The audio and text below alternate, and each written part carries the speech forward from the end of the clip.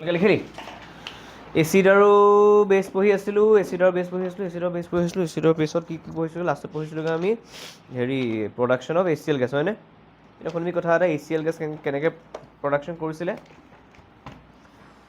HCl gas production কৰিছিলে যে আমাৰ হেৰি দেই হা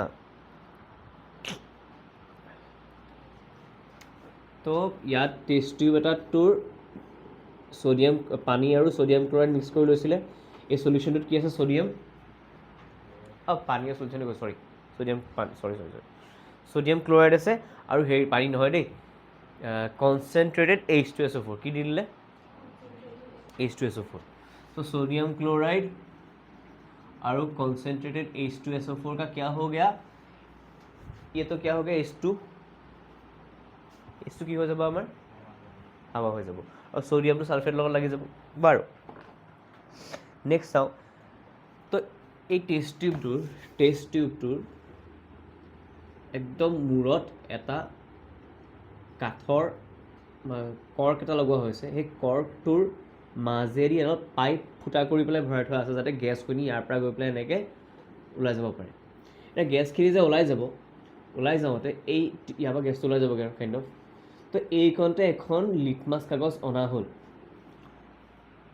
তো লিটমাছ কাগজ নীলা আনিলে কি আনিলোঁ নীলা লিটমাছ কাগজ আনিতে যদি মই এই গেছটোৰ ওচৰত গেছটো ওলাই গৈছে ন ভাপবোৰ ওলাই গৈ আছেনে গেছ ওলাই দেখি আছোঁ মই লাহেকৈ তাৰ ওচৰত যদি মই নীলা লিটমাছ কাগজখন দি দিওঁ মই একো এফেক্ট দেখা কিন্তু লিটমাছ কাগজখন যদি মই তিয়াই পেলাই ৱেট লিটমাছ কাগজখন লগাই দিওঁ তেতিয়া নীলা লিটমাছ কাগজখন কি হৈ যাব ৰঙা হৈ যাব কেলৈ এইপিনে কি গেছ ওলাইছে HCl গেছ কি গেছ ওলাইছে HCl গেছত কি থাকে হাইড্ৰজেন আয়ন আৰু ক্লৰাইড আয়ন হয়নে সেই HClত থকা হাইড্ৰজেন আয়নটোৱে সেই নীলা লিটমাছ কাগজখন যে তিতি থাকিব সেই তিতি আছে মানে কি আছে পানী আছে ন তাত সেই হাইড্ৰজেন আয়নটোৱে পানীটোৱে ৰিয়েক্ট কৰি পেলাই হাইড্ৰনিয়াম আয়ন বনাই দিব হাইড্ৰনিয়াম আয়ন বা হাইড্ৰজেন একো আছে ঠিক আছে সেইটোৰ কাৰণে নীলা লিটমাছটো কি হৈ যাব ৰঙা হৈ যাব কুৱেশ্যন সুধিব পাৰে যে ৱেট লিটমাছত ল'ব লাগিব নে ড্ৰাই লিটমাছ ল'লেও হ'ব ড্ৰাই লিটমাছ পেপাৰত এই ৰঙা ৰংটো চেঞ্জ নীলা লিটমাছটো ৰঙা লিটমাছলৈ চেঞ্জ নহয় কাৰণ সেই নীলা লিটমাছটো ৰঙা লিটমাছলৈ চেঞ্জ হ'বলৈ হ'লে হাইড্ৰনিয়াম আয়ন বনিব লাগিব হাইড্ৰনিয়াম আয়ন বনিবলৈ হ'লেতো পানী লাগিব পানী আছিলে জানো ডেট মিনছ ৱেট হ'বই লাগিব নীলা লিটমাছ কাগজখন তিয়াই আনিবই লাগিব ঠিক আছে তাৰপিছত কথা এটা কেতিয়াবা কি হয় আমাৰ এটমছফিয়াৰত ইমান হিউমিডিটি থাকে যে এই টিউবটোৰ ভিতৰত ভেপাৰ থাকিব পাৰে ৱাটাৰ ভেপাৰ হয়নে এই HClটো এইপিনে পাছ হৈ আহোঁতে সেই ৱাটাৰ ভেপাৰৰ লগত মিক্স হৈ আহি পেলাই HClৰ লগত তাৰমানে ৱাটাৰ ভেপাৰো ওলাই অহাৰ নিচিনা হ'ব তেতিয়া কি হ'ব শুকান লিটমাছ পেপাৰখনকো সি কি কৰি দিব ৰঙা কৰি দিব পাৰিব কি কৈ আছোঁ মই যেতিয়া হাইড্ৰক্লৰিক এচিড বা হাইড্ৰক্লৰিক এচিডৰ গেছটো ওলাই আহে ড্ৰাই লিটমাছ পেপাৰখন ৰাখিলে সি জেনেৰেলি ড্ৰাই ব্লু লিটমাছ পেপাৰখনক ৰেড কৰিব নালাগে জেনেৰেলি ঠিক আছে কেলৈ ড্ৰাই লিটমাছ পেপাৰত ৱাটাৰ কণ্টেণ্ট নাই এতিয়া ঘটনাটো হ'ল সেইকাৰণে আমি ৱেট ইউজ কৰোঁ ঘটনাটো হ'ল কেতিয়াবা আমাৰ এটমছফিয়াৰত ইমানেই বেছি হিউমিডিটি বা ভেপাৰ থাকিব যে ৱাটাৰ ভেপাৰ থাকিব যে এই পাইপডালৰ ভিতৰত মেবি যদি ৱাটাৰ ভেপাৰ আছিলে হাইড্ৰক্লৰিক গেছটো ওলাই আহোঁতে সেই ৱাটাৰ ভেপাৰখিনিৰ লগত মিক্স হৈ ওলাই আহিলে তো সি অলৰেডি গেছটোৱে ৱেট হৈ আছে কাইণ্ড অফ গেছটোত ৱাটাৰ মলিকুলছ আছে ভেপাৰ আছে তো সি আহিয়ে লগালগ এইখনকো তিয়াই দিব তিয়াই পেলাই কি কৰি দিব ইটছ লাইক পানীয়ে তিয়াই দিয়ে আৰু সেমেকা লাগিব তাৰমানে তো এইখনো ৰেড হৈ যাব কিন্তু আমি যদি ভাবিছিলোঁ গেছটো ডাইৰেক্টহে ওলাইছে ড্ৰাই গেছ ওলাই পেলাই ই ক'পা আমাৰ কিন্তু পানী দিয়া নাছিলোঁ মই ইয়াত চিম্পল সোডিয়াম ক্লৰাইড আৰু H2SO4 দিছিলোঁ পানী কাহ আছে আগে তো মেবি চাগে এটমছফিয়াৰত সেইদিনাখন কিবা ৱাটাৰ কণ্টেণ্ট বেছি আছিল চাগে হিউমিডিটি হৈ পেলাই সেইকাৰণে ইয়াত কি কৰে যে কৈছোঁ যে কেলছিয়াম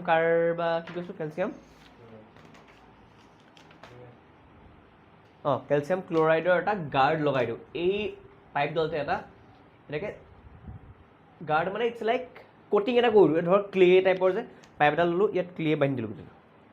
সি কি কৰে, কেলছিয়াম ক্লৰাইডটোৱে যিখিনি ৱাটাৰ আছে ন সেইখিনি ড্ৰাই কৰি দিয়ে, গোটেই সেইটো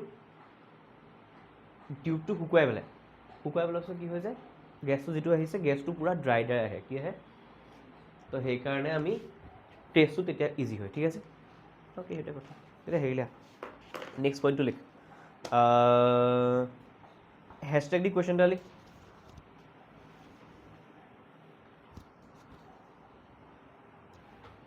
হাইড্ৰনিয়াম আয়ন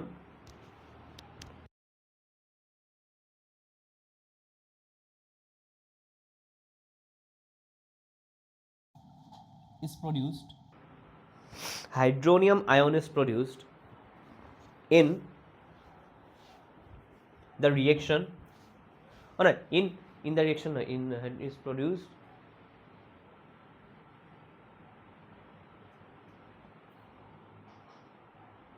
ঠিক আছে, in the reaction of hydronium ion is produced in the reaction of in the reaction between যি লিখো আৰু 1 নম্বৰ অপশ্যন লিখ,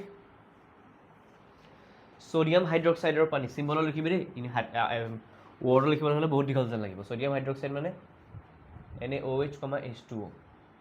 ছেকেণ্ড অপশ্যন হৈছে আমাৰ হাইড্ৰজেন ক্লৰাইড গেছ আৰু পানী, HCl গেছ আৰু ৱাটাৰ।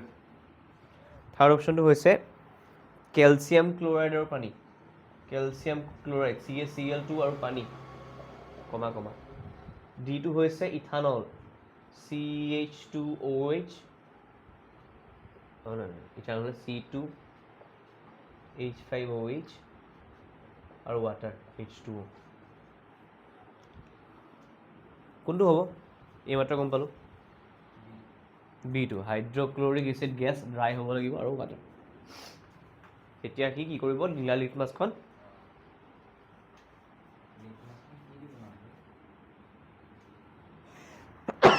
বেচিকেলি লিটমাছটো এটা পেপাৰে হয়, তাত দিয়া থাকেতো হেৰি চলিউশ্যন, এইটো কি পাইছিলোঁ আমি, থাইল'ফাইটা হেৰিৰ আমাৰ হেৰি কি লাইকেন বনোৱা এইটো চা লিখে থোৱা আছে বুকখন, অঁ আছে তাৰ পিৰিয়ডিক টেবুল চেপ্টাৰ এটা আছে, নহয় সেইটো উঠি আছে, সেইকাৰণে ধৰা পাছৰ চেপ্টাৰবোৰ এটা আগবাঢ়ি আছে। অ'কে, হেৰি মেটেল নহয় ক'ত পালোগৈ, এইটো হৈছে এইটো কিতাপখন যদি উলিয়াইছে চা, litmus solution, litmus actually solution হয়, which is a purple dye, in a normally লিটমাছটো purple colour, which is extracted from lichen, a plant belonging to the division, ঠিক আছে, সেইটো কথা। নেক্সট সৰি হ'ল, লিখাটো হ'ল। নেক্সট কুৱেশ্যন এটা লিখ, আনচাৰটো পাৰিলে বি হয়। নেক্সট লিখ, বাদ দে, গমটো পালি। মই যদি কুৱেশ্যন এটা সোধোঁ, ইন হিউমিড, শুনিবি দেই, মোক লিখিব নালাগে, মই কুৱেশ্যন সুধিছোঁ, ইন হিউমিড এটমছফিয়াৰ বা ইন হিউমিড কি বুলি কওঁ weather, the dry hydrogen chloride gas, বা to produce dry hydrogen chloride gas, the gas produced is passed through a tube. The tube contains কি ক'লো, in a humid weather to produce dry hydrogen chloride gas, মানে hydrochloric এইটোকে hydrogen chloride gas বুলি কয়। to produce in a humid weather to produce dry hydrogen chloride gas, the gas produced is passed through the tube which contain, টিউবটো কি থাকিব লাগিব, এই dry কৰি দিবলৈ, টিউবটো চাই লওঁ, লিখি থোৱা আছে, লাষ্ট পইণ্টটো যি লিখা আছে সেইটোৱে, লাষ্ট পইণ্টটো কি লিখা আছে নহয়, এক্সট্ৰা নোট বুলি লিখি থোৱা আছে, কি থাকিব লাগিব, ড্ৰাই কৰিবলৈ কি থাকিব লাগিব, সেইটো পাইপটো কি লগাই থাকিব লাগিব, কেলছিয়াম ক্লৰাইড, ঠিক আছে। নেক্সট লিখ এতিয়া, হেৰি হৈ গ'ল নে এইখিনি, ঐ আগৰ বস্তু লিখিলোঁ নাচা না, এচিড এণ্ড ৱাটাৰ ৰিয়েকশ্যনখিনি লিখিলোঁ নাচা, এচিড এণ্ড ৱাটাৰ ৰিয়েকশ্যনখিনি লিখিলোঁ নাচা, লিখিলোঁ, এতিয়া লিখ বেছ and water. base and water.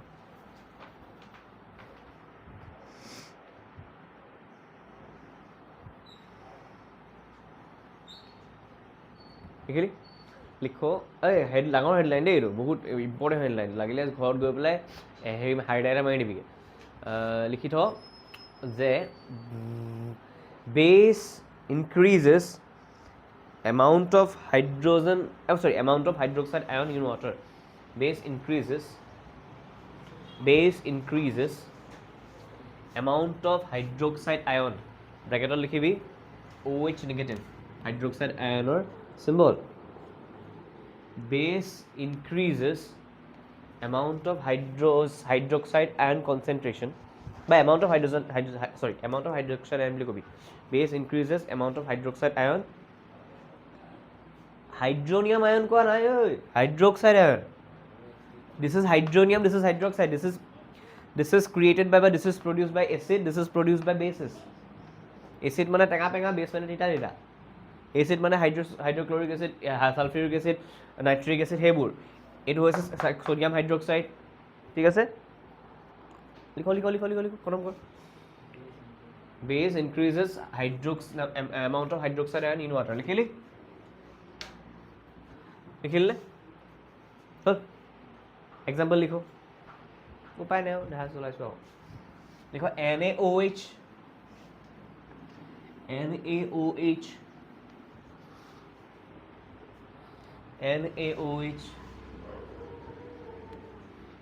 লিখিলি এইটো যদি সলিড আছিলে এইটো যদি মই পানী দি দিওঁ ইয়াত সোডিয়াম अलग सा हो जाएगा OH अलग सा हो जाएगा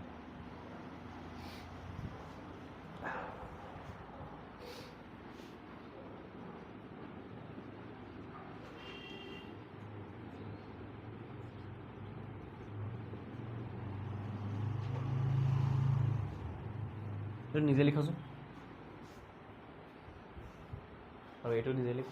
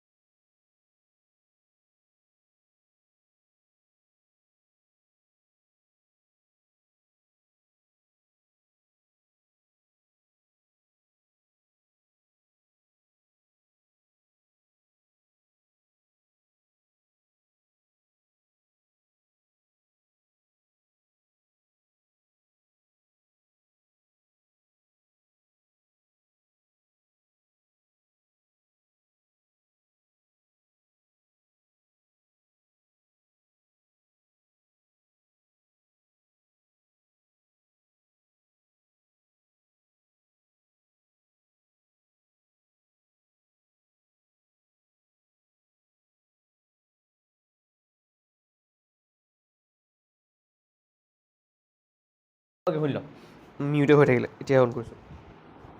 এটম এটম কি হ'ল চবতছে বেছি বস্তুটো? এটমৰ ভিতৰত থাকে নিউক্লিয়াছ, নিউক্লিয়াছকে বাহাৰ ৰেটেহে ইলেক্ট্ৰন, ঠিক আছে?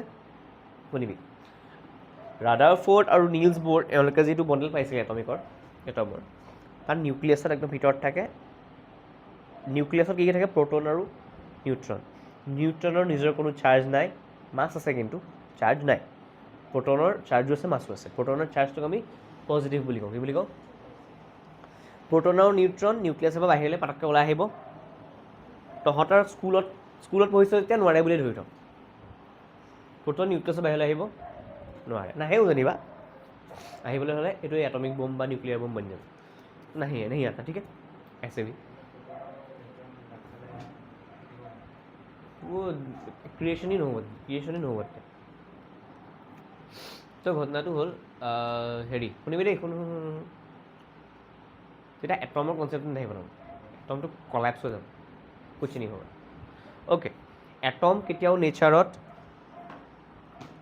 ছিংগলি নাথাকে, সি কাৰোবাৰ লগত বন চন বনাই কিবা কিবি কৰি আয়ন চায়ন বনাই পেলাই কম্পাউণ্ড বা এলিমেণ্ট বনাই থাকে, কুছ না কুছ তো কেমিকেলি বনাই থাকে, ঠিক আছে? কেলি? কাৰণ প্ৰত্যেকটো এটমে কি কৰিব? Octet rule. কি ৰুল? অক্টেট ৰুলটো ফ'ল' কৰিবলৈ চায়। এটা অক্টেট ৰুল হয় কি? অক্টেট ৰুল জনাৰ আগতে জানিব লাগিব এটম থাকে কেনেকৈ। এটমৰ ভিতৰত নিউক্লিয়াছ থাকে, নিউক্লিয়াছত প্ৰ'টন আৰু নিউট্ৰন থাকে। আৰু ইলেক্ট্ৰন হোপা ক'ত থাকে? ইলেক্ট্ৰন হোপা এই আমাৰ যেনেকৈ ছানটোক আমাৰ আৰ্থখনে ৰিভল্ভ কৰি আছে, ভিনাছে ৰিভল্ভ কৰি আছে, মাৰ্চে ৰিভল্ভ কৰি আছে, খালি বেলেগ বেলেগ ৰাস্তাত কৰি আছে নে? হয়নে? একচুৱেলি আমি এই বলটো আঁকি থোৱা আছে যে, এনেকৈ যে আঁকিছোঁ,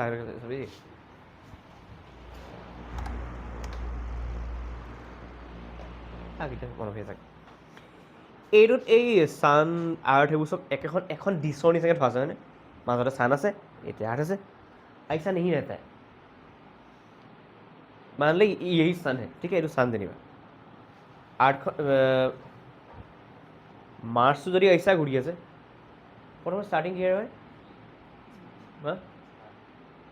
প্লেনেটছখিনি মাৰ্কিউৰি, ভেনাছ, আৰ্থ, মাৰ্চ, নহয়নে? তো মাৰ্কিউৰি যদি এনেকৈ ঘূৰি আছে, ভিনাছটো ऐसा ঘূৰিছে, এনেকৈ আকৌ এনেকৈ ঘূৰি নাথাকে নহয়, এটা এনেকৈ তাৰপিছতো এনেকৈ। ইটছ লাইক প্লেট নিচিনা নহয় তাৰমানে, বোলে আৰ্থ, মাৰ্কিউৰি, কি আছিলে, মাৰ্কিউৰি, ভিনাছ, আৰ্থ, মাৰ্চ, জুপিটাৰ, ऐसा नहीं घूरता है, ঠিক আছে? এটা যদি ऐसा ঘূৰ ৰাহে, এটা ऐसा ঘূৰ ৰাহে, থ্ৰী কাইণ্ড অফ। এতিয়া ঘটনাটো হ'ল এটমছবোৰৰ নিউক্লিয়াছটোৰ চাৰিওফালেও ইলেক্ট্ৰনছখিনি ভাইচ আহি ঘূৰি থাকে, ৰিভল্ভ কৰি থাকে। ইটছ লাইক এটমৰ নিউক্লিয়াছটোকতো ছ'লাৰ ছিষ্টেমৰ ছান বুলি ভাবিব পাৰোঁ। এটমৰ নিউক্লিয়াছটোকতো ছ'লাৰ ছিষ্টেমৰ ছান বুলি ভাবিব পাৰোঁ। এতিয়া খালি ৰুল এটা দিলে যে ইলেক্ট্ৰনখিনি জাহা তাহা যেনিয়ে তেনিয়ে থাকিব নোৱাৰে তাৰমানে, ঠিক আছে? ইয়াতে ঘূৰি থাকিলে কাইলৈ বুলি ইয়াতে ঘূৰি থাকিলে ইয়াতে ঘূৰি নহয়, একদম স্পেচিফিক কিছুমান পজিশ্যন আছে। নিউক্লিয়াছ নহয়তো, কেইটামান বোলে ইয়াত থাকিব পাৰিব, কেইটামান এইখন থাকিব পাৰিব, ইনকে বিচ মে কুছ नहीं है। प्रथम घरটো এইটো, प्रथम ऑर्बिटটো এইটো, सेकंड ऑर्बिटটো এইটো, इनके बीच में इलेक्ट्रॉन नहीं रह सकता खाली। उसके बाद और एक घर आएगा, এইবোৰক शेल বুলি কয়। কি বুলি কয়? Energy shell. কি शेल? এনাৰ্জি शेल কেলে? অবভিয়াছলি তই কাৰোবাৰ চাৰিওফালে ঘূৰি আছ, তো ঘূৰি থাকিবলৈ এনাৰ্জি লাগিব নাই? তো সেই ইলেক্ট্ৰনকেইটা এনেকৈ ঘূৰি থাকিবলৈ তাহাঁতৰ এনাৰ্জি থাকিলেহে তাহাঁতি ঘূৰি থাকিব পাৰিব, হয়নে? আৰু প্ৰত্যেকটো ঘেৰাত বেলেগ বেলেগ ইলেক্ট্ৰন ঘূৰি আছে, তো প্ৰত্যেকটো ঘেৰাতে ঘূৰিবলৈ বেলেগ এমাউণ্ট অফ এনাৰ্জি লাগিব। ডেট মিনছ প্ৰত্যেকটো ঘেৰাৰ বা প্ৰত্যেকটো অৰ্বিটেল বা প্ৰত্যেকটো শ্বেলৰ এনাৰ্জিটো বেলেগ বেলেগ, সেইকাৰণে তাহাঁতক কি শ্বেল বুলি কয়? Energy shell. কি শ্বেল? ঠিক আছে? এতিয়া শুনিবি কথা এটা যে নিউক্লিয়াছৰ চাৰিওফালে বেলেগ বেলেগ এনাৰ্জি শ্বেলৰ ইলেক্ট্ৰনখিনি ঘূৰি থাকে। তাৰপাছত ফৰ এক্সাম্পল অক্সিজেন লিলি, অক্সিজেনৰ 8টা ইলেক্ট্ৰন আছে। কেইটা ইলেক্ট্ৰন আছে? হা, হে, লি, বে, বি, চি, ন, অ', নফ, NOF, অ'। 8 হৈছে এটমিক নাম্বাৰ। এটমিক নাম্বাৰ মানে কি? এটমিক নাম্বাৰে কাক বুজায়? এটা এটমত থকা ইলেক্ট্ৰনৰ প্ৰ'টনৰ নাম্বাৰ। কাক বুজায়? ইলেক্ট্ৰন কা নাম্বাৰ আৰু প্ৰ'টনৰ নাম্বাৰ এটা এটমত সদায় ছেম থাকে। इधर 2 तो इधर भी 2, इधर 1 तो इधर भी 1। অক্সিজেনৰ যদি 8টা ইলেক্ট্ৰন আছে নিউক্লিয়াছত 8টা প্ৰোটনো আছে ঠিক আছে এতিয়া শুনিবি ফাৰ্ষ্ট শেলটোত 2টা ইলেক্ট্ৰন সোমাব পাৰে কেইটা ইলেক্ট্ৰন সোমাব পাৰে প্ৰত্যেকটো এনাৰ্জি শেলত ম্যাক্সিমাম কেইটা ইলেক্ট্ৰন সোমাব পাৰে তাৰ এটা ৰুল আছে সেইটো হৈছে 2n স্কয়াৰ কি হেতু আগতে যদি এটমিক মডেল পঢ়িছ মেবি পাইছ চাগে 2n স্কয়াৰ n টোৱে বুজায় সেই এনাৰ্জি শেলৰ নাম্বাৰটো first energy shell second energy shell third energy shell এতিয়া ফাৰ্ষ্ট এনাৰ্জি শেলত ম্যাক্সিমাম কেইটা সোমাব ইয়াত 1 লগাই দে 2 * 1 স্কয়াৰ মানে 2 পালো তো প্ৰথম এনাৰ্জি শেলটো কেইটা সোমাব পাৰিব তো এটমৰ নিউক্লিয়াছটো পজিটিভ বুলি এনেকৈ দেখাই দিও তাৰ পাছত প্ৰথম শেলটোতে সদায় ম্যাক্সিমাম কেইটা সোমাব পাৰিব অক্সিজেনৰ ইলেক্ট্ৰন আছে কেইটা অক্সিজেনৰ ইলেক্ট্ৰন আছে কেইটা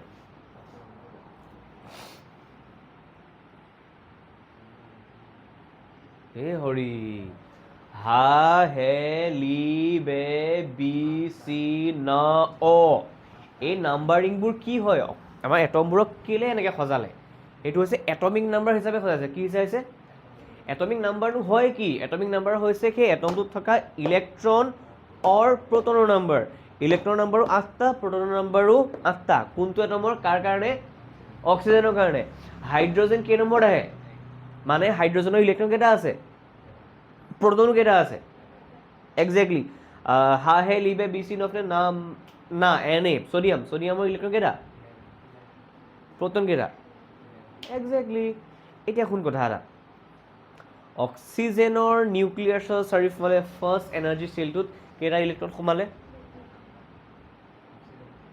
অক্সিজেনৰ টোটাল ইলেক্ট্ৰন কেটা নিউক্লিয়াছৰ পৰা ওলাই যা যোনটো ফাৰ্ষ্ট এনাৰ্জি সেল পাম তাত ম্যাক্সিমাম কেটা ইলেক্ট্ৰন ঘুচিব পাৰে তো অক্সিজেনৰ 8টা ইলেক্ট্ৰন দুটা ইয়াত সোমাই যাব নাই সোমাই গল বাকি থাকিলে কেটা 6টা এটা চাও আমি সেকেন্ড এনাৰ্জি সেলটোত ম্যাক্সিমাম কেটা ইলেক্ট্ৰন ঘুচিব পাৰে 2n স্কয়াৰ নহয় জানো 2 * 2 স্কয়াৰ মানে 2 স্কয়াৰ মানে 4 4 2 যা তো সেকেন্ড এনাৰ্জি সেলটো কেটা ইলেক্ট্ৰন ঘুচিব পাৰিছিলে 8টা মোৰ অক্সিজেনৰ 8টা ইলেক্ট্ৰনৰ প্ৰথম দুটা ফাৰ্ষ্ট সেলটোত এৰেঞ্জ কৰি দিয়াৰ পাছত মোৰ ওচৰত আৰু কেটা ইলেক্ট্ৰন বাকি থাকিলে কেটা তো সেই সেকেন্ড এনাৰ্জি সেলটো যোন সেকেন্ড এনাৰ্জি সেল হয় তাত মই কেটা ইলেক্ট্ৰন থম 6টা কেটা থম 6টা অক্সিজেনৰ এটমিক নাম্বাৰ কিমান এটমিক নাম্বাৰে বুজায় কি একচুয়ালি প্ৰোটন বা ইলেক্ট্ৰন বুলি কয় আৰু নহয় অৰ কি কৈছিল কেটা ইলেক্ট্ৰন বা প্ৰোটন আছে না এটমটো ঠিক আছে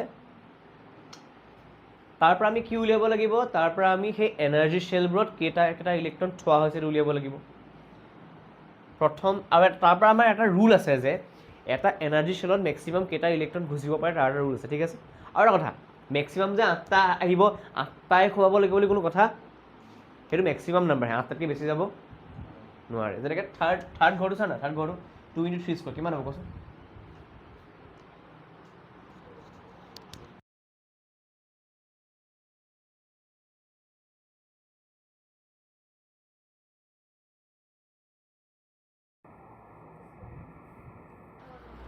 स्क्वायर 6 কৰিলি হয় না 6 2 12 পালি 3 2 যা থৈ না আছে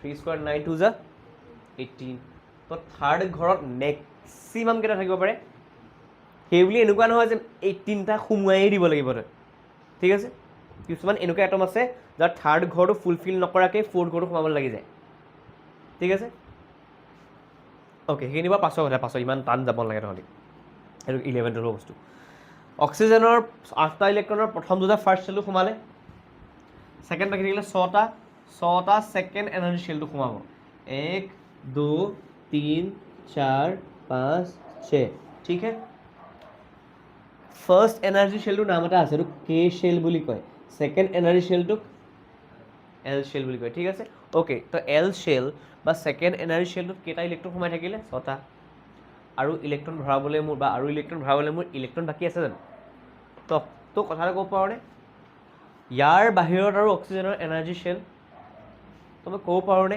এইটোৱে আমাৰ অক্সিজেনৰ লাষ্ট এনাৰ্জি সেল এইটোৰ নাম এটা আছে।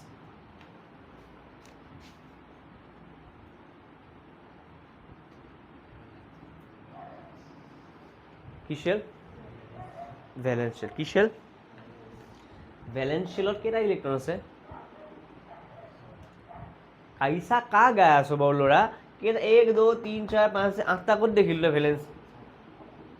ভেলেন্স শেলত কেইটা ইলেক্ট্ৰন আছে? 6টা। এই ইলেক্ট্ৰন কেইটাৰ নাম এটা আছে।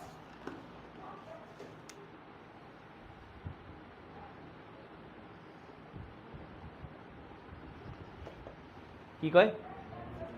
তো ভেলেন্সি ইলেক্ট্ৰন নহয়, ভেলেন্সি ৱৰ্ডটো স্পেলিংটো বেলেগ। তো কি ইলেক্ট্ৰন? অক্সিজেনৰ ভেলেন্স ইলেক্ট্ৰন কেইটা? 6টা। ভেলেন্স ইলেক্ট্ৰন কাক কয়? ভেলেন্স শেলত থকা ইলেক্ট্ৰন কেইটাকে ভেলেন্স ইলেক্ট্ৰন কয়। ভেলেন্স শেল কাক কয়? এটা এটমৰ ইলেক্ট্ৰন থকা সেই এনাৰ্জি শেলৰ লাষ্টৰ এনাৰ্জি শেলটোক ভেলেন্স শেল বুলি কয়। সেই লাষ্টৰ এনাৰ্জি শেলটোক কেইটা ইলেক্ট্ৰন থাকে সেই নাম্বাৰটোক বা কেই ইলেক্ট্ৰনকেইটাক ভেলেন্স ইলেক্ট্ৰন বোলে। এতিয়া আহিব অক্টেট ৰুলটো। অথনিবা যিটো কৈছিলোঁ মই, অক্টেট ৰুলটো মতে প্ৰত্যেকটো এটমে নিজৰ আউটাৰ মোষ্ট শেলত, প্ৰত্যেকটো এটমে, each and every atom tries to complete its outer shell. Octet ন, অক্টেট মানে 8, উইথ 8 নম্বৰ অফ ইলেক্ট্ৰনছ। কি কৈছোঁ? প্ৰত্যেকটো এটমে তাৰ আউটাৰ শেলটো মানে ভেলেন্স শেলটো যিয়ে নহওক 8টা ইলেক্ট্ৰনে কমপ্লিট কৰিব খোজে। কেইটা ইলেক্ট্ৰনে কমপ্লিট কৰিব খোজে?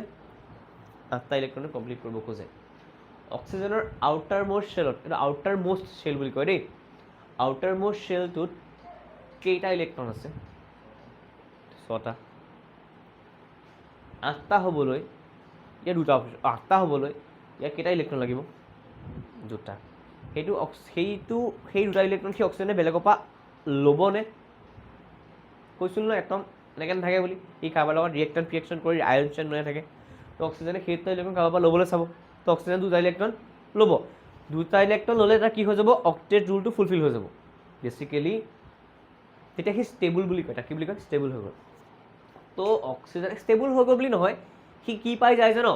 তাৰ ওচৰত থকা নোবেল গেছটোৰ কনফিগাৰেশ্যনটো পাই যায় ইলেক্ট্ৰনত।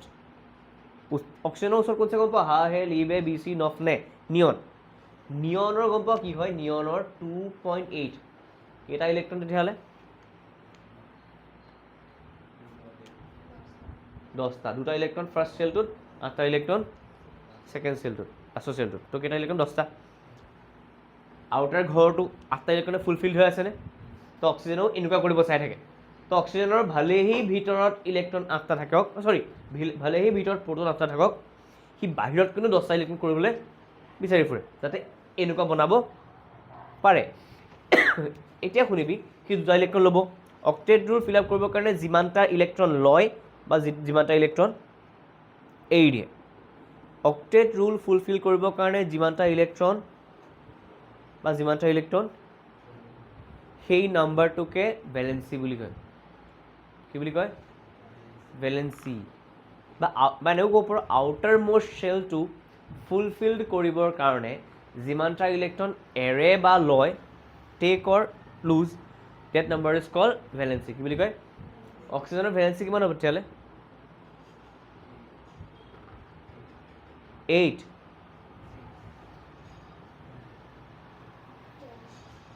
12, 10। মই হে হৰি বিষ্ণু, মই ভেলেন্সি ডেফিনেশ্যনটো কি ক'লোঁ? আউটাৰ মোষ্ট শেলটোত বা যি নহওক, যেনেকৈ নহওক, এটা এটমে তাৰ অক্টেট ৰুলটো ফুলফিল কৰিবৰ কাৰণে যিমানটা ইলেক্ট্ৰন টেক কৰে বা যিমানটা ইলেক্ট্ৰন লুজ কৰে সেই নম্বৰটোক ভেলেন্সি বুলি কয়। অক্সিজেনে অক্টেট ৰুলটো ফুলফিল কৰিবৰ কাৰণে ইলেক্ট্ৰন ল'বনে দিব? কেইটা? कहाँ से 12 और 8 और 10 आ रहा था? ই কেইটা ইলেক্ট্ৰন লৈছে?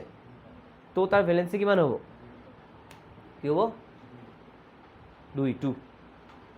এতিয়া তাৰপিছত আৰু এটা কনচেপ্ট আহে, সেইটো হৈছে অক্সিডেশ্যন নম্বৰ কনচেপ্ট। কি নম্বৰ কনচেপ্ট? ইলেক্ট্ৰন লুজ কৰিছে নে টেক কৰিছে? ইলেক্ট্ৰন লুজ কৰিছে নে টেক কৰিছে? লৈছে ইলেক্ট্ৰন ইলেক্ট্ৰন জেনেৰেলি নিগেটিভ লিখোঁ আমি ইলেক্ট্ৰনৰ চাৰ্জটো, তো তাৰ দুটা ইলেক্ট্ৰন বেছি হৈ গ'ল, ভিতৰত 8টা प्रोटॉन का 8टा प्रोटॉन ही है कि नहीं, प्रोटॉन का नंबर तो चेंज नहीं होगा, लेकिन इलेक्ट्रॉन केटा बाढ़ी गल থাকিব লাগিছিল 8টা, केटा हो गल 10টা, तो निगेटिव केटा बेसी আছে, तो অক্সিডেশন স্টেটটো সেইটো নাম্বাৰ হৈ যায় -2। ভ্যালেন্সি কেটাও -2 নকবি দেই, ভ্যালেন্সি -2 নহয়, ভ্যালেন্সি অকল সেই নাম্বাৰটো। অক্সিডেশন স্টেটটো কি, অক্সিডেশন স্টেটটো কি বা অক্সিডেশন নাম্বাৰটো কি -2, ঠিক আছে। কি কি কনসেপ্ট বুঝিলো, অক্টেট রুলটো গম পাইছো, ভ্যালেন্স শেলটো গম পাইছো, এটম কেনেকৈ থাকে গম পালো, ভিতৰত কি থাকে বাহিৰত কি থাকে, এনাৰ্জি শেল কথা গম পালো, অক্টেট ৰুলৰ কথা গম পালো, ভ্যালেন্স শেলৰ কথা গম পালো, ভ্যালেন্স ইলেক্ট্ৰনৰ কথা গম পালো, ভ্যালেন্সিৰ কথা গম পালো, অক্সিডেশন নাম্বাৰৰ কথা গম পালো। তো অক্সিজেনৰ ওপৰত থাকে কিমান তেতিয়াহ'লে, সেইটোকে আপুনি সুধিব খুজি আছিলোঁ যে এল আৰু অক্সিজেন কৈ আছিলোঁ যে মই। এতিয়া শুনিবি কথা এটা, মোক পটককৈ কোনোবাই জুখি পেলাই কৈ দিয়কচোন এলুমিনিয়ামৰ এটমিক নাম্বাৰ কিমান, কিমান?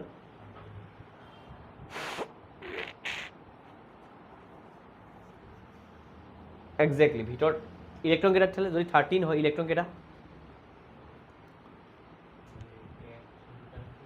সেই তেৰি কি ইলেক্ট্ৰন কেইটা, মই কোনটো শেলত কিমানটা ইলেক্ট্ৰন থাকে মই খুলিলোঁ নেকি,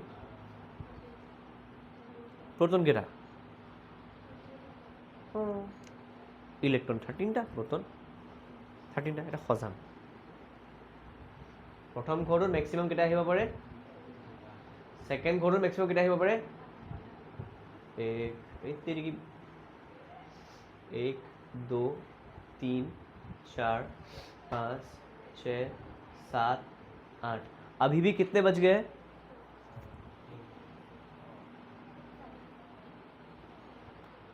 পাঁচটা বাচি গ'ল, কেইটা বাচি গ'ল, 3টা বাচি গ'ল। ইয়াৰ বাহিৰত আৰু এটা শেল আহিব, তাত 1টা 2টা 3টা। ইণ্টাৰেষ্টিং কথাটো হ'ল যে এলুমিনিয়ামৰ এতিয়া এই বাহিৰৰ শেলটো অক্টেট ৰুল ফিল কৰিবলৈ বা ফুলফিল কৰিবলৈ কেইটা ইলেক্ট্ৰন ল'ব লাগিব, সি কেইটা ল'ব লাগিব, 4টা। ইয়াত আছে হা,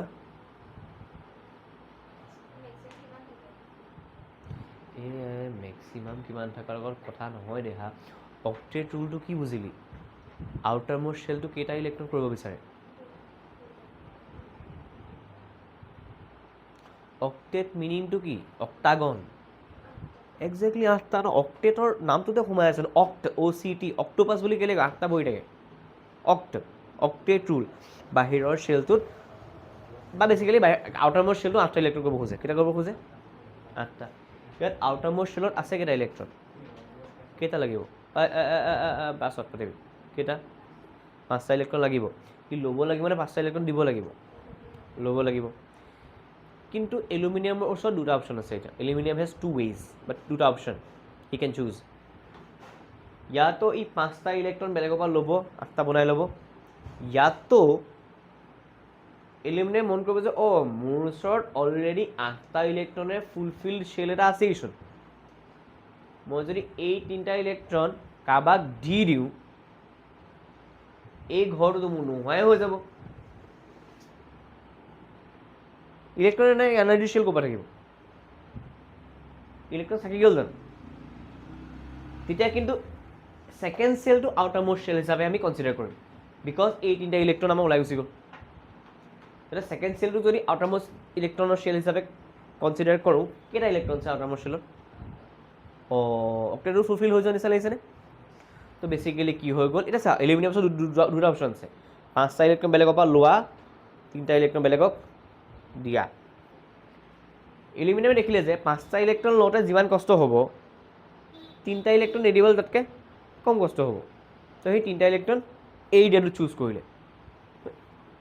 এলুমিনিয়ামে 3টা ইলেক্ট্ৰন এই দিয়াৰ কাৰণে কি হৈ গ'ল, সেকেন্ড শেলটো আউটাৰ মোষ্ট শেল বনি 8টা ইলেক্ট্ৰন আছেনে, অক্টেট ৰুলটো ফুলফিল হোৱাৰ নিচিনা লাগিছে। তো ডেট মিনছ কিন্তু ইণ্টাৰেষ্টিং কথা জানো, এলুমিনিয়াম এটমটো যদি আমি কৈ যাওঁ নাম্বাৰ হিচাপে যদি চাবলৈ যাওঁ এলুমিনিয়ামত ইলেক্ট্ৰন অৰিজিনেলি আছিলে কেইটা প্ৰটন অৰিজিনেলি আছিলে কেইটা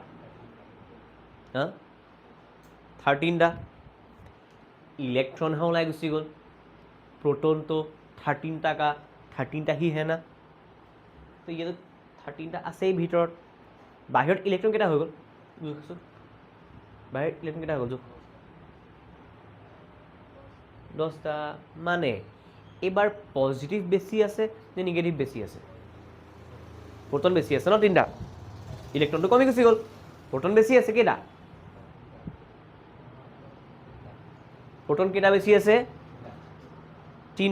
তিনটা ইলেক্ট্ৰন ওলাই গুচি গ'ল প্ৰোটন বহা নাই কিন্তু এনেকুৱা হৈ গ'ল যে তিনটা ইলেক্ট্ৰন কমি গ'ল কাৰণে প্ৰোটনটো তিনটা বেছি আছে নিচিনা আমাৰ লাগিছে প্ৰোটন বহা নাই ইটছ লাইক ইলেক্ট্ৰন কমি গুচি গ'ল কাৰণে প্ৰোটন তিনটা ইলেক্ট্ৰনতকৈ বেছি আছে নিচিনা আমাৰ লাগিছে ডেট মিনছ এলুমিনিয়াম আয়নটোৰ চিম্বল হ'ল Al3+।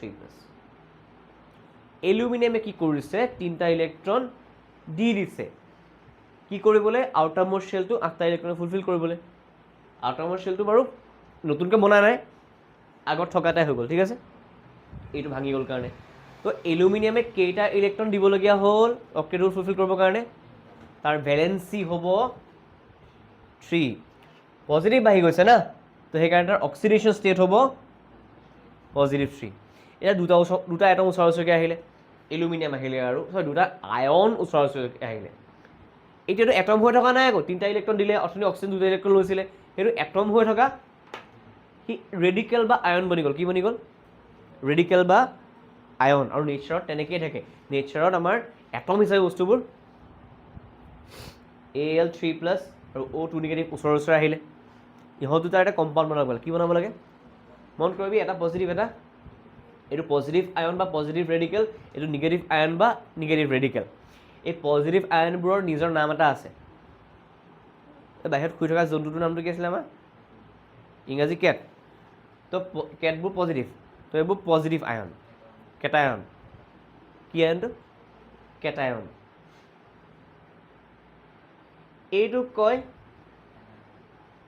এনায়ন কি কয় কেটায়ন আৰু এনায়ন পজিটিভ চাৰ্জবোৰক পজিটিভ ৰেডিকেলবোৰক কেটায়ন কয় নিগেটিভবোৰক এনায়ন কয় কেতিয়াবা ক'ৰবাত দি দিব পাৰে শুনিবি দেই এইবোৰক কয় বেছিক ৰেডিকেল এইবোৰক কয় এচিডিক ৰেডিকেল কি ৰেডিকেল নিগেটিভবোৰক এচিডিক পজিটিভবোৰক বেছিক বাৰু সেইটো বুলিবা এতিয়া চা Al3+ আৰু O2 নিগেটিভৰ মাজত কেনেকৈ কম্পাউণ্ড বনে কি হৈ যায় Alৰ 3টো পিনে গুচি যাব O2ৰ নিগেটিভটো তলৈ গুচি আহিব এইটো বনিলে Al2O3 ঠিক আছে নামটো এলুমিনিয়াম অক্সাইড এইটো এলুমিনিয়াম আয়ন আছিলে এইটো অক্সাইড আয়ন আছিলে নামটো হৈ গ'ল এলুমিনিয়াম অক্সাইড ঠিক আছে নামটো কি অক্সাইড এইটোলৈ আহ এইটো তহঁতে জানিব লাগে যে এলুমিনিয়ামৰ জাষ্ট আগতে হৈছে মেগনেছিয়াম মোক কচোন কমন চেন্স ইউজ কৰি ক এলুমিনিয়ামৰ যদি বাহিৰৰ শেলটো 3টা ইলেক্ট্ৰন আছিলে মেগনেছিয়ামৰ বাহিৰৰ শেলটো কেইটা ইলেক্ট্ৰন আছিলে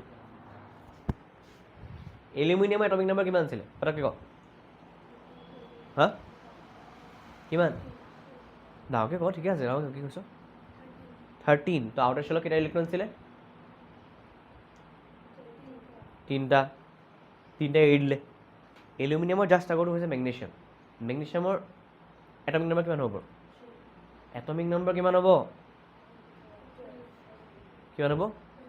তো আউটাৰ মোষ্ট শেলত কেইটা ইলেক্ট্ৰন থাকিব 2টা তো সি কেইটা এৰিব 2টা তো মেগনেছিয়ামৰ ওপৰত চাৰ্জ কিমান আহিব চাৰ্জ কেতিয়াও ছিংগল নম্বৰত নাহে উইথ চাইন আহে ক'ত থাকে মেগনেছিয়ামৰ ওপৰত চাৰ্জ কিমান আহিব চৰি মেগনেছিয়ামৰ ওপৰত অক্সিডেশ্যন নম্বৰ কি লিখিবি হা মেগনেছিয়ামৰ ওপৰত হ'ব আমাৰ 2 পজিটিভ এইখিনি মুখস্থ কৰিবলগীয়া আছিলে আয়ন স্কিন যে লিখাইছিলোঁ মুখস্থ কৰিবলৈ প্লিজ মুখস্থ কৰিবি দেই এইটো যদি এই দেখিছেনে এই 2টো ক'লৈ গ'ল তেতিয়াহ'লে মেগনেছিয়ামৰ ওপৰলৈ মেগনেছিয়ামৰ তলতে কোনে মানে কি আছে তো এইটো ওপৰলৈ কি আহি যাব এইটো শুনিবি দেই এইটো OH এজ এ গ্ৰুপ হিচাপে আহিব আৰু ওপৰত আহিব -1 বা মাইনাছ চিম্পল মাইনাছ এতিয়া কথা এটা শুন ইয়াত তই কেইটা এটম দেখিছ কেইটা এটমৰ পৰা বনিছে দেখিছ কেনেকৈ দুটাও মেগনেছিয়ামটো কেইটা এটম দেখিছ ইলেক্ট্ৰনৰ কথা সুধি থকা নাই মই মেগনেছিয়ামটোত এটম কেইটা দেখিছ কেইটা টাইপৰ এটম দেখিছ अकेला मैग्नीशियम ही है ना इसमें क्या देख रहे हो इसमें ऑक्सीजन भी है हाइड्रोजन भी है इसको बोलते हैं मोनो एटॉमिक आयन ये पॉली एटॉमिक आयन एक्जेक्टली ये mono atomic ion poly atomic ion किसी बायोटॉमिक आयन বুলি কৈ দিয়ে বা গুলিমা বায়োটমিক পলি এটমিক আয়ন এটাতকৈ বেছি polyatomic this is monoatomic this is single atom this is group of atoms ঠিক আছে আয়ন সিঙ্গল এটমৰ থাকিব পাৰে আয়নছ গ্ৰুপ অফ এটমৰ থাকিব পাৰে বেছিকখিনি ক্লিয়াৰ কৰি দিয়া এতিয়া চা তেতিয়াহ'লে 2mg mg2 সেইবোৰ নহয় mg2 প্লাছ একুৱাছ কাৰণ ইয়াত H3O এটা দিব সৰি H2O এটা দিবলগীয়া আছিলে আৰু এপিনে হ'ব OH ৰ ওপৰত নিগেটিভ একুৱাছ ঠিক আছে এইটো নিজে ক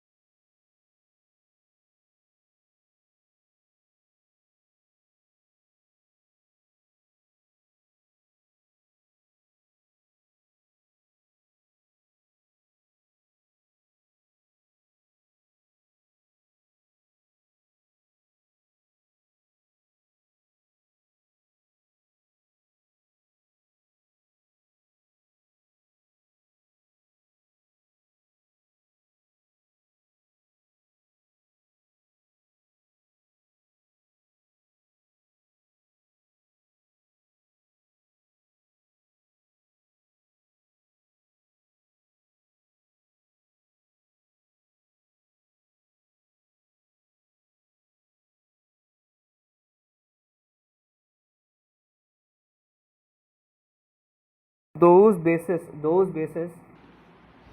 bases which get completely dissolved in water, are called alkali.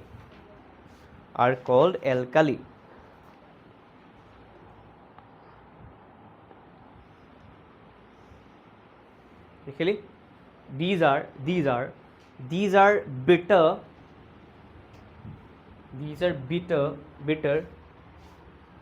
তাৰপিছত soapy, soapy, soapy.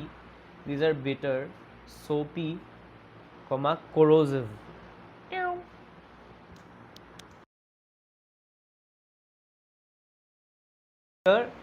Soapy, soapy, soapy, and corrosive, corrosive, corrosive. দেখিলি?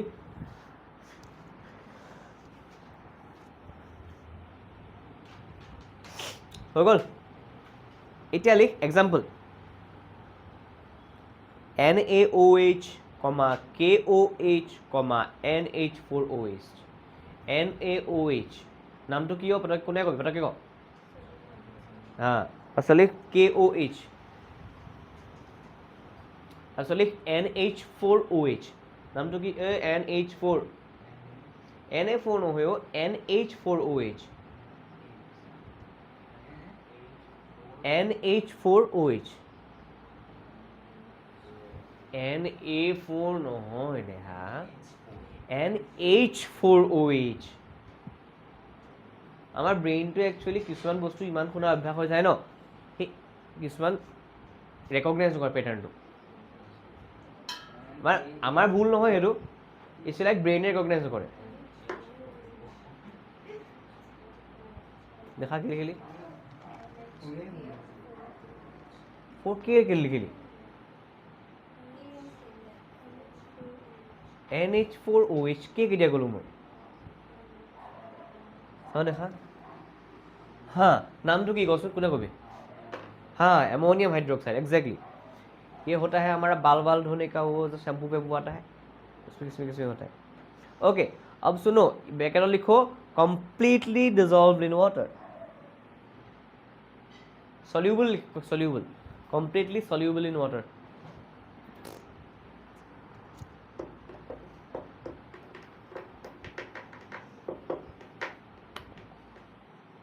लिखिली? नेक्स्ट लाइन लिख, एग्जाम्पल नेक्स्ट लाइन लिख Mg bracket start OH bracket close two MgOH2 magnesium hydroxide বুলি ক'লে বুজি পালি হেতেন নাই বাৰু? Calcium hydroxide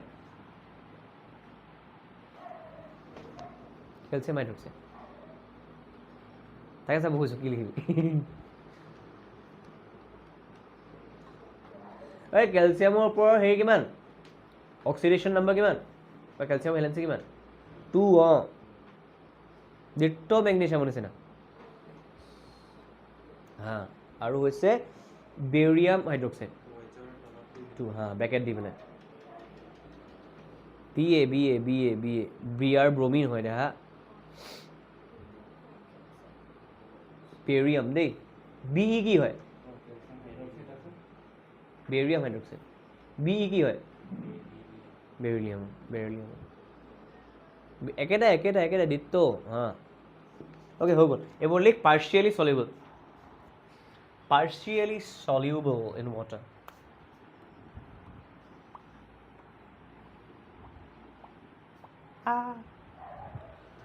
partially soluble in water, ঠিক আছে। তাৰপিছত আৰু লিখ নেক্সট জিংক হাইড্ৰক্সাইড ZnOH2 ঠিক আছে। Zinc hydroxide comma iron hydroxide FeOH2 ferrous hydroxide. তাৰপিছত লিখ কপাৰ হাইড্ৰক্সাইড CuOH2।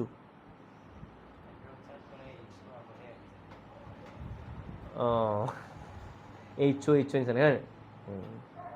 অক্সোহাইড্ৰ নেকি? অক্সহাইড্ৰাইড। ओके, लिखिली? हो गया? ब्रैकेट लिख these are bases but insoluble in water. These are bases, but insoluble in water.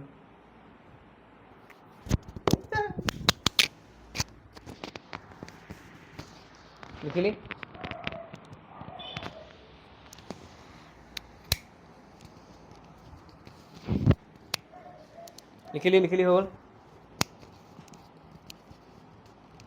এটা লিখ হ্যাঁ কোয়েশ্চেনটা লিখ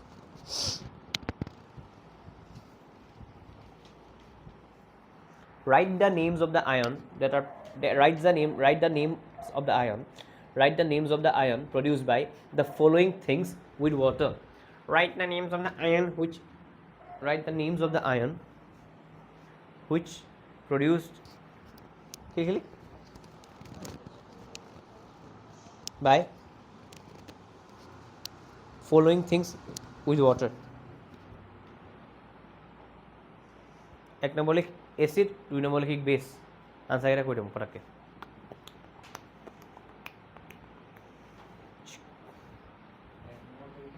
এসিড 2 নম্বৰ বেছ আনচাৰ কেইটা কওঁ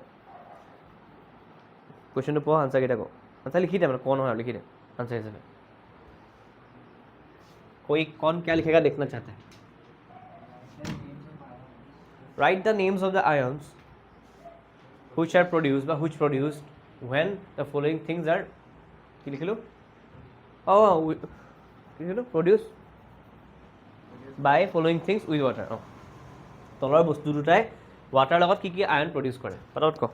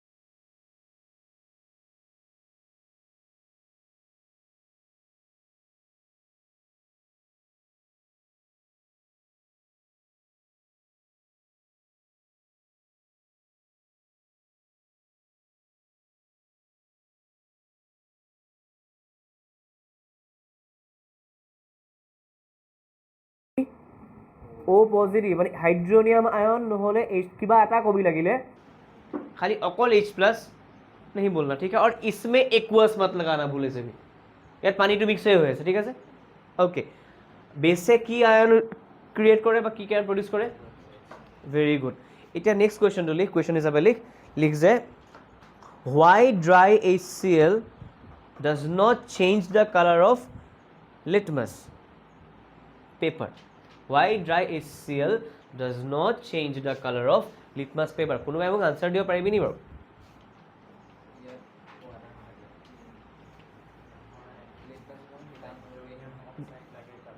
हाँ हाँ,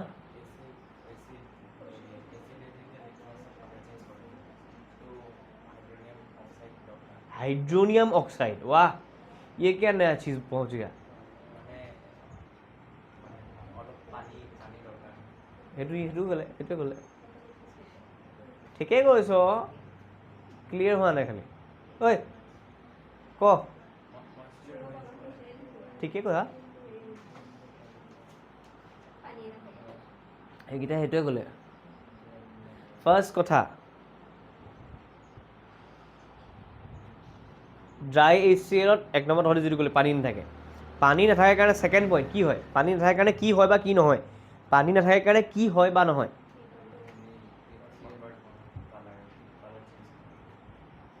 পানী নাথাকে আৰু কালাৰ নোহোৱাৰ মাজত মেইন ইম্পৰ্টেণ্ট কথাটো এৰি থৈ গৈ আছে নহ'লে। পানী লাগে কেলে, পানী পালে পেপাৰ ৱেট হৈ যায়, আমাৰ সেইটো এচিডৰ লগত কিছুই নাই। পানী লাগে কেলে, চেপ্টাৰ পঢ়ি আছোঁ, এচিডৰ কথা সুধি আছোঁ, HCl এটা এচিডিক গেছ হয়, তো HClটোৰ লগত পানী লাগে কেলে। এইমাত্ৰ আগৰ কুৱেশ্যনটো পঢ়ি আহিলোঁ, এই জাষ্ট কুৱেশ্যন এটা পঢ়ি আহিছোঁ, এইমাত্ৰ কুৱেশ্যনটো পঢ়ি আহিছোঁ বুলি ক'লে কি বুজ, এইমাত্ৰ ইয়াৰ আগৰ কুৱেশ্যন সেইটোৱে কৰি আহিলোঁ, সেইটোৱে মিছ কৰি গৈ আছোঁ বাৰে বাৰে। ইমান ডিটেইলছ যাব নালাগে।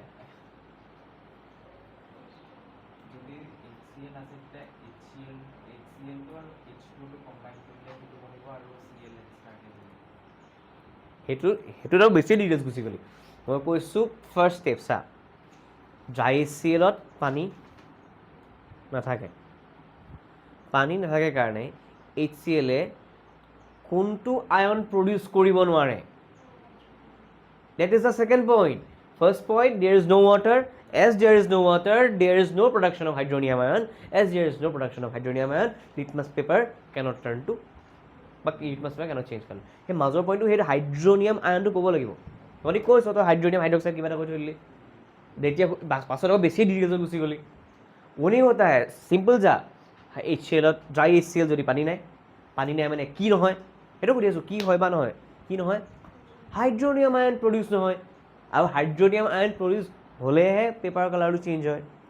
As there is no' hydronium ion produce litmus paper colour does not get change. বাছ এইটো লিখি নিজৰ ৱৰ্ডত লিখ, আৰু পাৰিলে পইণ্টাৰ্ছ লিখ, পইণ্টাৰ্ছ নিজৰ মনত থাকিব। হা, why কি dry HCl does not change the color of litmus paper।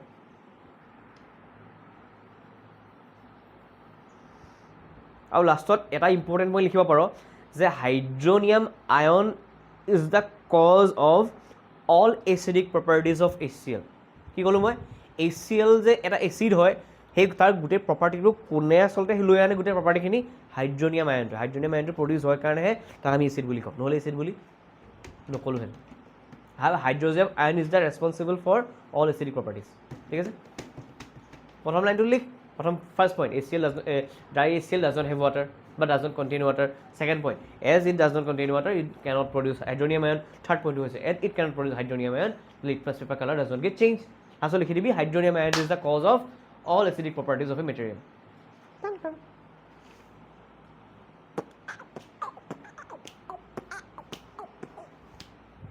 সব এচিডত চাবিচোন হাইড্ৰজেন বোলা বস্তুটো থাকিয়ে থাকে অলমষ্ট।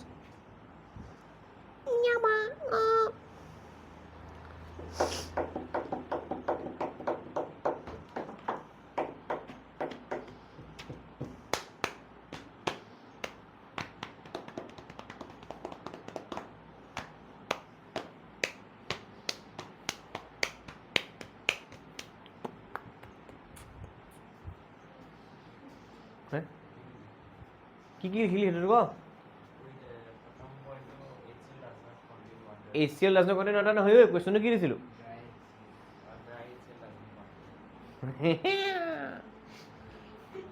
নকলি এটা শুকান নেকি water এই without water HCl cannot produce hydronium ion আকৌ মেইনটো এইটো কৈছো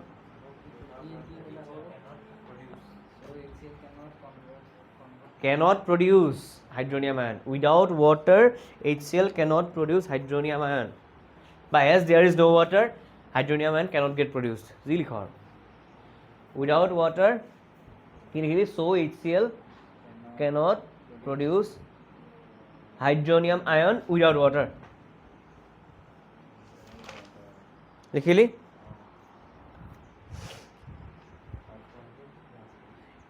লাস্ট লাইনটো এনেকৈ লিখ as hydronium ion is responsible for all acidic characters of a compound hydronium ion is responsible hydronium ion is responsible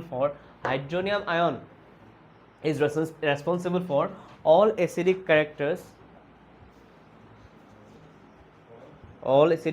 of a compound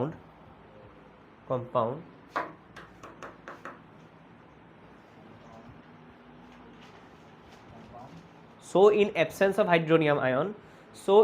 of hydronium ion litmus paper color but color of litmus paper does not get changed so in absence of hydronium ion color of litmus paper does not get changed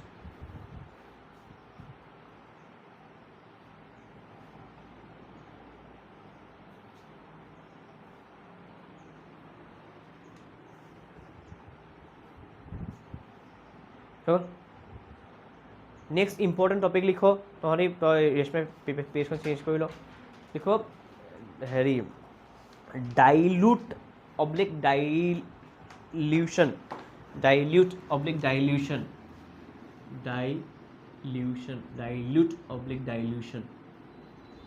dilute মানে পনীয়া কৰা বেগত লিখি থব পনীয়া কৰা কি কৰা যদি মই নেমুখিনি চেপাই ল'লোঁ ভুটা যদি খাই দিলোঁ পইচা লাগিব নহয় এচা লাগিব হয়নে যদি মই পানী চানী মিক্স কৰি খাওঁ খাই দিব পাৰিম হয়নে তো ঘটনাটো কি হ'ব ডাইলুট কৰি দিয়া মানে পাতল কৰি দিয়া বেছিকেলি কি কৰি দিয়া গম পাইছ যে কথা এটা ষ্ট্ৰং এচিডে কেনেকুৱা ৰিয়েক্ট কৰি যাব পাৰে সেইটো নহয় জানো কনচেনট্ৰেট এচিড কেনেকুৱা ৰিয়েক্ট কৰি যাব পাৰে ডাঙৰ এচিড হেৰি কেছটো শুনিয়ে আছোঁ বহুত এচিড এটা কেছটো শুনিয়ে আছোঁ লগতে কেতিয়াবা যদি এচিডিটি হয় ওপৰত যে টেঙা পানীখিনি আহে কাইচা জ্বলা পোৰা কৰে সেইটো পাইছোঁ চাগে তহঁতি তো ষ্ট্ৰং এচিড মানে বহুত হেভি হয় ঠিক আছে তাৰ ইফেক্টটো কম কৰিবৰ কাৰণে তাত আমি পানী মিক্স কৰিলোঁ কি মিক্স কৰিলোঁ পানী কিন্তু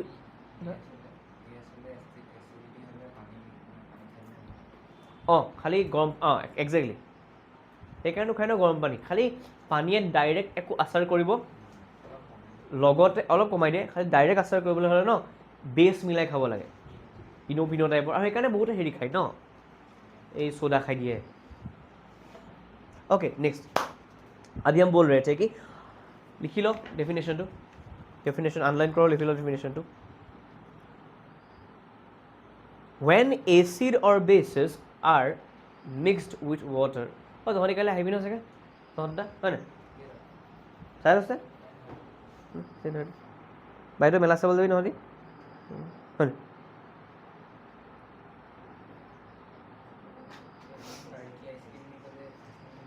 আহিছে বোকা গোটেই হেৰি হৈছে না মাৰ্মেইডো হৈছে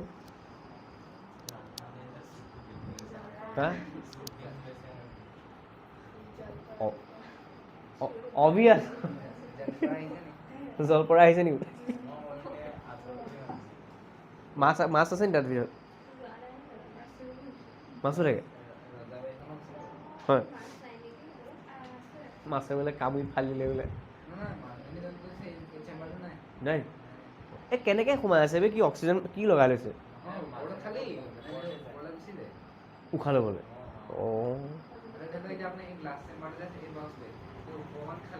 তলৰখিনি সেইটো কথা মোকে কিয় লগাই লৈছে চাগে 150 টকা দি চাবলৈ মন নগ'ল মোৰ পানীত থকা মানুহ 150 টকা দি তাতকৈ চুইমিং চচাইটি গুচি যাম এসোপা মাৰমেড বুলি হাৰকিউলিছ কি হৈছে হাৰকিউলিছ কয় নি সেইটো জানো কিহে কৈছে হাৰকিউলিছ মুভি কেৰেক্টাৰ এটাহে আছিলে বহুত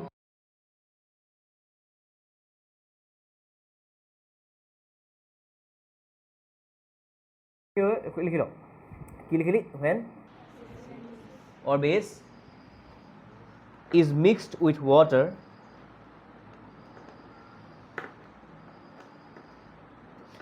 the concentration of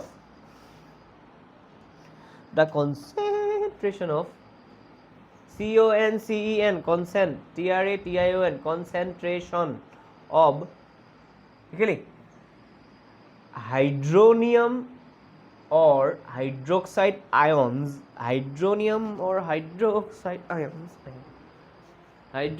hydroxide ions per unit volume decreases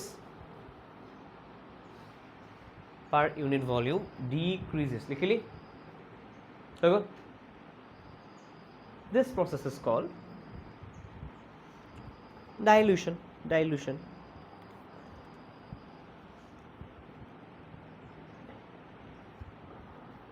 and the acid and base is called acid and base are called by is called dilute acid or dilute base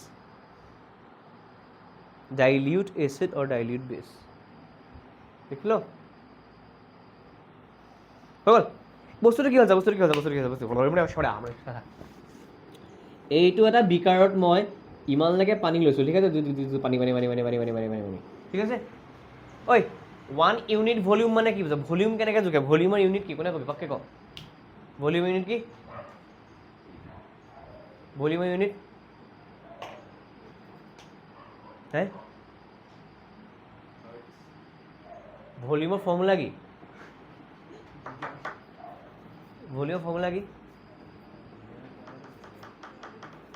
car volume কবি সবে বহুত বস্তু volume থাকে নাই অঁ কিউবৰকে কওক ভলিউমৰ ফৰ্মুলাটো কওক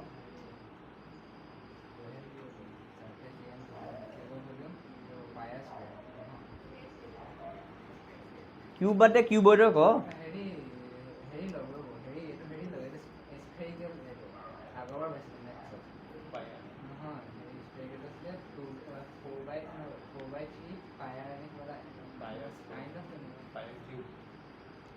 না 4/3 পায়াৰ কিউব তেতিয়াহ'লে ইউনিটটো কি হ'ব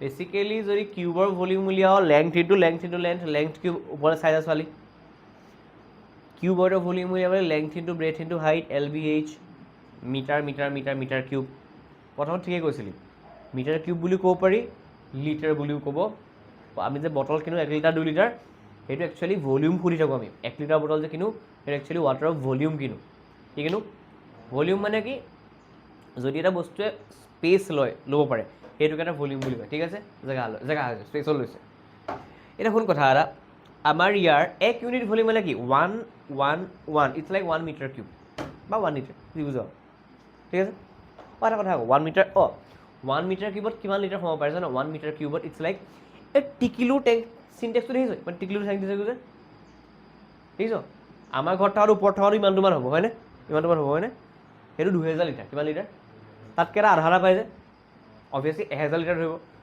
সেইটো এৰিয়া সেইটোৰ ভলিউমটো হৈছে 1 metre cube it's like 1 metre মানে ইমান 1 মিটাৰ মানে ইমান ন একচুৱেলি কাপোৰ কিনিবলৈ 1 মিটাৰ ইমান দিব 1 মিটাৰ মানে কি 100 চেণ্টিমিটাৰ সৰু স্কেল পেটত 30 চেণ্টিমিটাৰ থাকে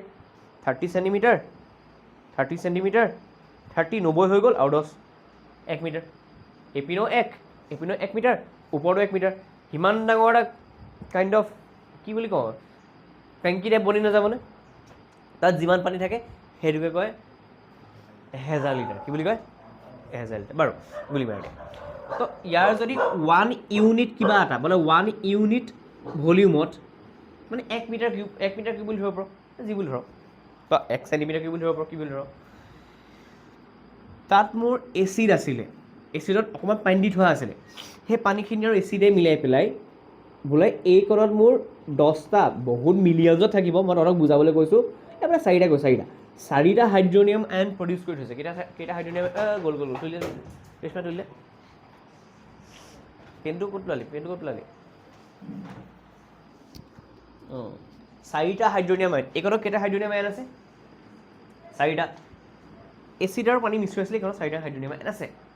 মই ওপৰছে আৰু পানী মিক্স কৰিলোঁ, কি কৰিলোঁ? হাইড্ৰনিয়াম আয়ন 4টা থাকিল না। তো এচিড চা, এচিড যিমান আছিলে সিমান কণে আছে, তো এচিড ভৰোৱা নাই না। হাইড্ৰনিয়াম আয়ন 4টা আছে। মই কি বহাই দিলোঁ কচোন? পানী। কি ঢালি দিলোঁ? নেমু পানী ইমানকণ পানী দিওঁতে আৰু ইমানকণ পানী ঢালিলে পনীয়া কেলৈ হৈ যায়? কাৰণ পাৰ কিউবিক বা পাৰ ভলিউমত থকা নেমুৰ এমাউণ্টটো কমি গুচি যায়। এইবিলাক যদি আমি বেছিয়ে পানী মিলাই যাওঁ, মেংগ' জুচ বা কিবাই হওক, খাবলৈ ভাল হৈ থাকে জানো? কেলৈ? কাৰণ ঘটনাটো হ'ল যে আমাৰ এনেকুৱা প্ৰত্যেক ভলিউমত থকা এই চুগাৰ চিৰাপ বা ৰাচনা হওক যি হওক এমাউণ্টটো কমি গ'ল, লাষ্টত গৈ পেলাই ফেড হৈ যায়গৈ। সেইটোৱে হয় ইয়াত। কি হৈ যায়? বেছি পানী মিহলাই দিলে হাইড্ৰনিয়াম আয়নটো ফেলি গুচি যায়। ইটছ লাইক ইমানকণত যদি আগতে 4টা আছিলে, পানী দি দিয়াৰ পিছত তাহাঁতি ফেলি গুচি গ'ল, ইমানকণত এটাহে আছে এতিয়া। গম পালি? পানী বেছি হৈ গ'ল ন, তাহাঁতি মিলাব লাগিব গোটেইখন জেগাত। তো কি হৈ যায়? পাৰ ইউনিট ভলিউমত থকা হাইড্ৰনিয়াম আয়ন বা হাইড্ৰক্সাইড আয়নৰ এমাউণ্টটো, আৰু সেইটোকে কয় ডাইলিউশ্যন। কি বুলি কয়?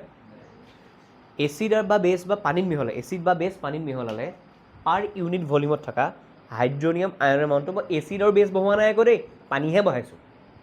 গম পালি? পানী বাঢ়ি গুচি গ'ল। হাইড্ৰনিয়াম আয়ন এইকণত যদি 5টা আছিলে, পানী বহাই দিলোঁ কাৰণে সিহঁতি আৰু ফেলি গ'ল। ডেট মিনছ পাৰ ইউনিট ভলিউমত থকা হাইড্ৰনিয়াম আয়নটো কমি গুচি গ'ল। তো এচিডৰ ষ্ট্ৰেংথটো কমি যাব, কাইণ্ড অফ ধৰতো ই ডাইলিউট হৈ যাব। কি হৈ যাব? ডাইলিউট হৈ যাব। আৰু সেই ডাইলিউটবোৰ আমি খাওঁ বা ইউজ কৰিব পাৰোঁ, ঠিক আছে? বা সেইটো কৰোঁ। শুনতে কথাটো শুন। হা? অঁ সেইটো ডাইলিউশ্যন বেলেগ বস্তু, ডাইলাইচিছ। অ'কে, এতিয়া লিখছোন নিড ফৰ ডাইলিউশ্যন বুলি। Need for dilution and how to do dilution. Need for dilution and how to dilute. Need for dilution and how to dilute. Need for dilution and how to dilute. How to dilute. Underline करो.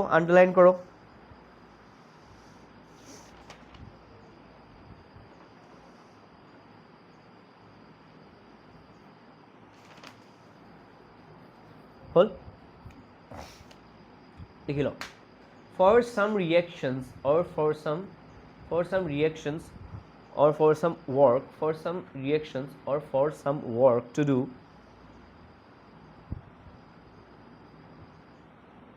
strong acids or bases can be dangerous.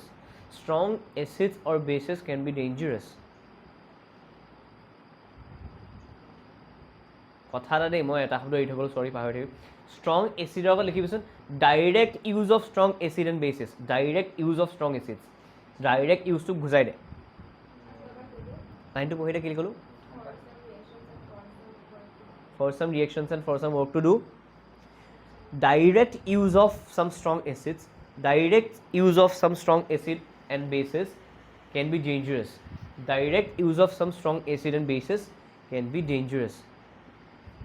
ঠিক আছে? Can be dangerous. So we need to dilute it. Okay? So we need to dilute it. এটা paragraph change করে লিখবি, ফটাফট লিখি ল।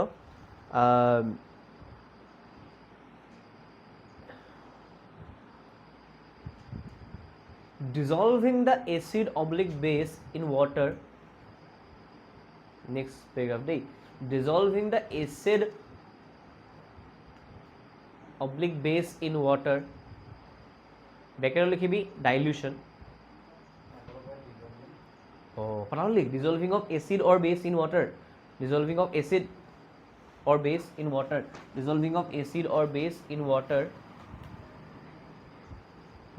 bracket likhi dilution is very exothermic so directly মই কৈছো full stop if we add concentrated মানে বহুত ডাঠ বহুত dance concentrated concentrated nitric acid or sulfuric acid nitric acid to হয়েছে HNO3 sulfuric acid to H2SO4 if we add কিলি কি লাইনটো পঢ়ি দে কিলি if we add concentrated nitric acid HNO3 or sulfuric acid H2SO4 in water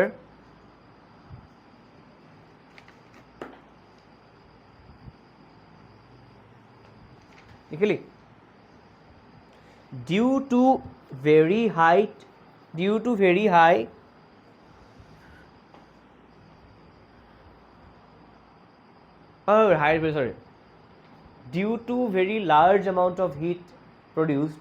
due to very large amount of heat produced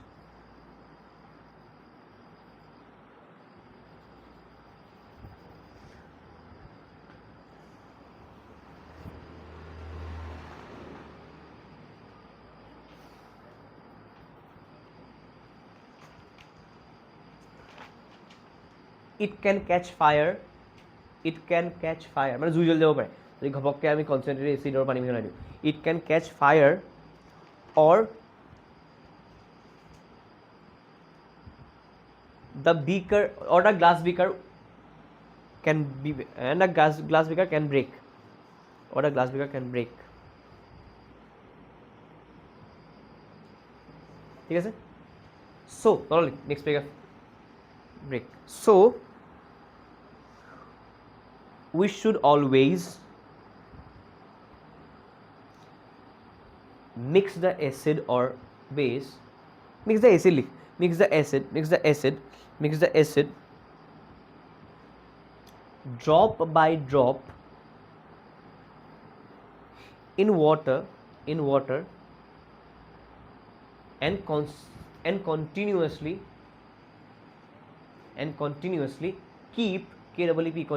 keep stirring it STIRRING stirring it মানে লৰাই থাকিব লাগে চামুচ নিচিনা ঠিক আছে নেক্সট লিখো নেক্সট লাইন পেৰাগ্ৰাফ চেঞ্জ কৰি লিখো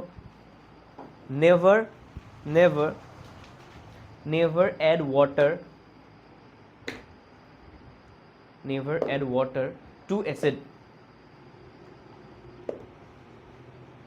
ঠিক আছে তলৰ লাইনটো লিখ never add water to acid ঠিক আছে তলৰ লাইনটো লিখ always add acid to water in a very slow manner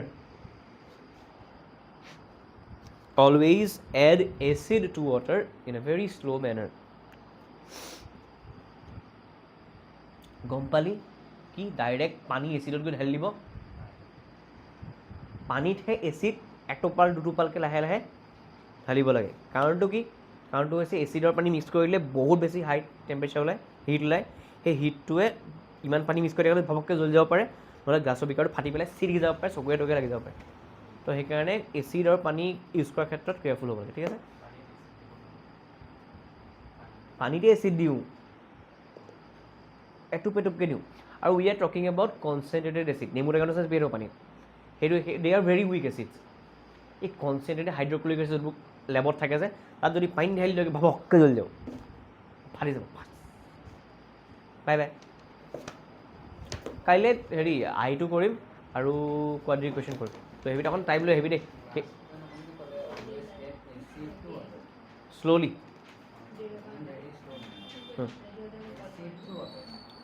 acid ৱাটাৰটো acid নহয় এচিডক এইটো ৱাটাৰ নহয় এচিড